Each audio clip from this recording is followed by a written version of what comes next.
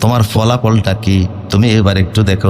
দুই একটা ধরন মনে করেন কোরআনে কারিমে আল্লাহ সুবহানাহু ওয়া তাআলা বললেন, কোরআনের একটা প্রশ্ন, আকিমুসসালা, তোমরা নামাজ প্রতিষ্ঠা করো, নামাজ কায়েম করো। কথা বুঝেছেন না? তা নামাজ কায়েম করার জন্য তো আমরা মসজিদে, মাশাআল্লাহ এই প্রশ্নে আমরা ফাঁস। কিন্তু কোরআনে একই শব্দ দিয়ে আল্লাহ আরেকটা কথা বলছেন, আকিমুদ্দিন, দিন কায়েম করো। এখন মুসলমান নামাজে আছে, দিন কায়েমে নাই, নাই তো নাই, আবার দিন কায়েমের বিরোধিতাও করে। কথা বলেন আছে না নাই? এবার নিজের বিবেকের কাছে প্রশ্ন করেন, যেই শব্দে নামাজের আদেশ ওই শব্দেই তো দিন কায়েমের আদেশ।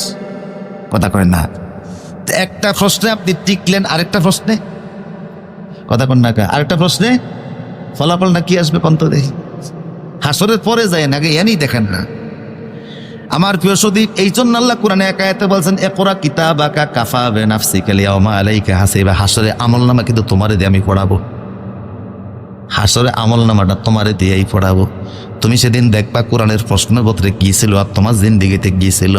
আবার আল্লাহ কোরআন কারীমের এক আয়াতে বলছেন, ইয়া আইয়ুহাল্লাযিনা আমানু কুতিবা আলাইকুমুস সিয়াম, হে ঈমানদারেরা, রমজানের রোজা তোমাদের উপর ফরজ করা হয়েছে। কুতিবা শব্দ দিয়ে কোরআনে 3টা আয়াত আছে। এক আয়াত আল্লাহ বলেন কুতিবা আলাইকুমুস সিয়াম, তোমরা রোজা রাখো, রোজা ফরজ। আর এক আয়াতে বললেন কুতিবা আলাইকুমুল কিতাল, ইসলামী রাষ্ট্র টিকিয়ে রাখার জন্য জিহাদ তোমাদের জন্য ফরজ করা হয়েছে। আর তুমি জিহাদের নাম শুনলে কই জঙ্গিবাদ। কথা কয় না? আল্লাহ বললেন ইসলামী রাষ্ট্র টিকিয়ে রাখার জন্য তোমার জন্য জিহাদ ফরজ, তুমি কেডা জঙ্গিবাদ। টিকছেনি না ফেল করছে? হ্যাঁ,